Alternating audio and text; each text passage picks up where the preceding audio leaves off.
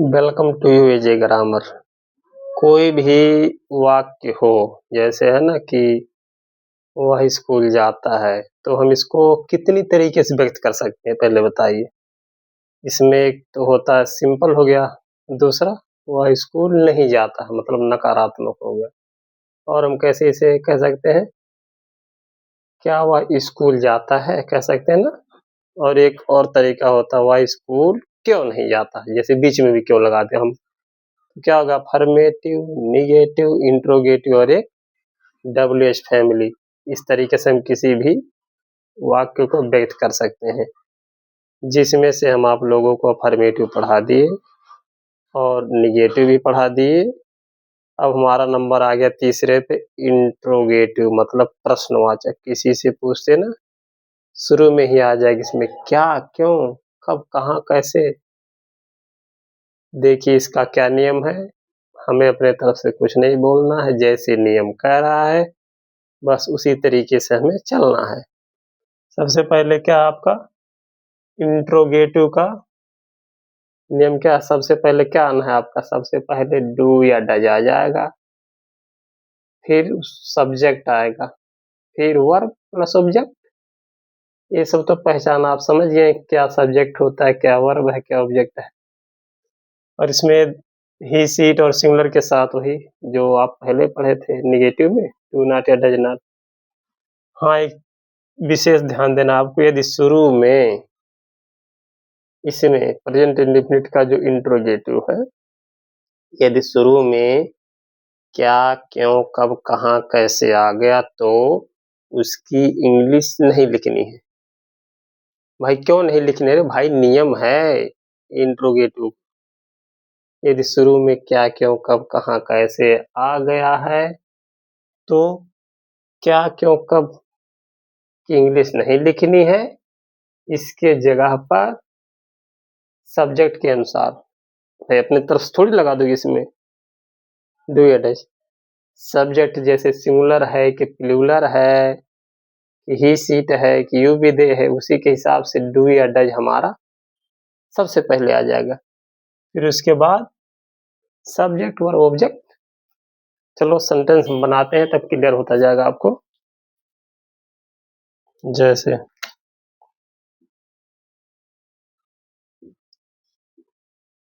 क्या तुम सुबह पढ़ते हो। अभी देखो इसमें शुरू में क्या आ गया, इसका मतलब इंट्रोगेटिव है। जब इंट्रोगेटिव है तो हमारा नियम भी इंट्रोगेटिव वाला ही लगना है। तो सबसे पहले क्या करेंगे हम, ये नियम है ना डू या डज, तो सबसे पहले हमें डू या डज लगाना है। लेकिन इसमें क्या आएगा, डू लगा दे कि डज लगा दे, आप बताइए क्या लगेगा। यू है बताया ना सब्जेक्ट के हिसाब से, तो यू मतलब ये रहा आपका यू वी दे प्लूरल के साथ डू। तो सबसे पहले क्या आ गया हमारा डू, फिर नियम में क्या है सब्जेक्ट डू यू, फिर क्या है नियम आपका वर्ब। वर्ब क्या, पढ़ना लिखना ये सब क्या वर्ब ही तो है। Do you read in morning.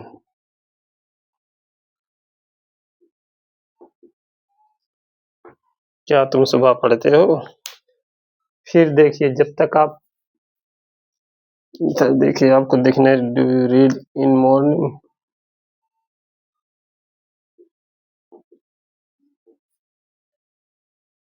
देखिए दूसरा सेंटेंस,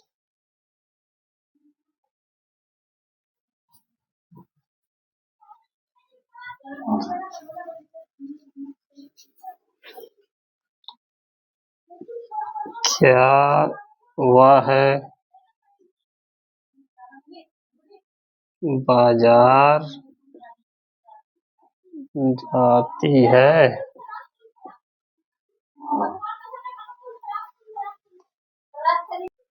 देखिए फिर अगला सेंटेंस, क्या वह बाजार जाती है।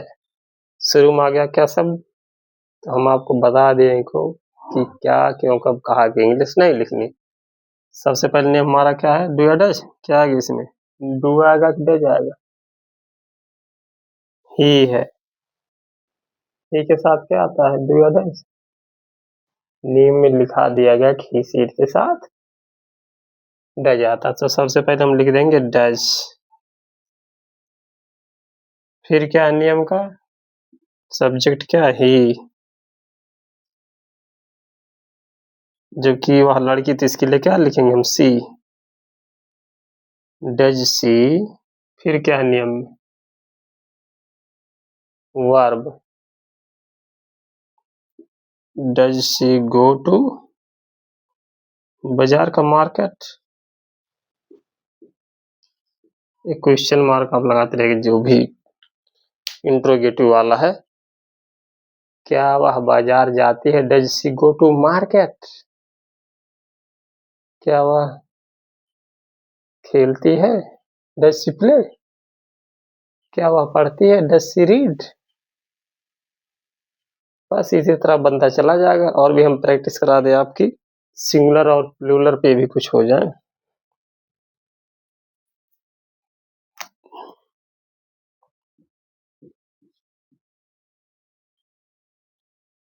क्या हम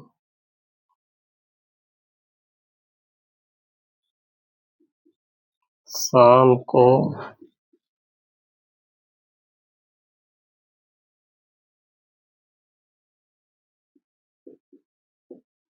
पढ़ते हैं? सबसे पहले क्या आएगा? डू या डज। सब्जेक्ट के हिसाब से डू या डज लगा देंगे। तो do we read in evening.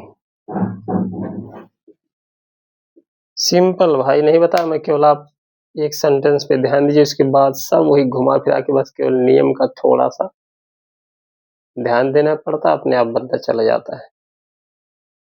तो आप इस पे और भी करा दो, सिंगुलर और प्लूरल का भी।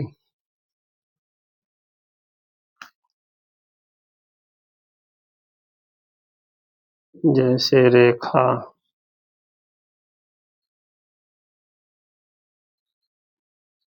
क्या रेखा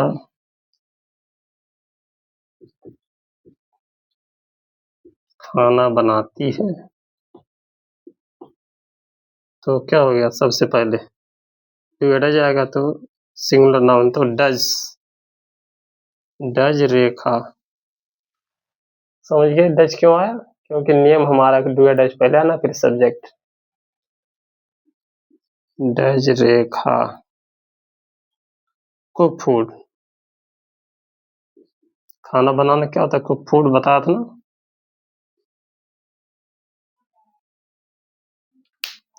क्या रेखा खाना पकाती? Does Rekha cook food. क्या रेखा पढ़ने जाती है? Does Rekha go to read. इसी तरह बस बनाना, और क्या इसमें करना? कुछ नहीं भाई, बस आप थोड़ा सा ध्यान देंगे, बनाते चले जाएंगे।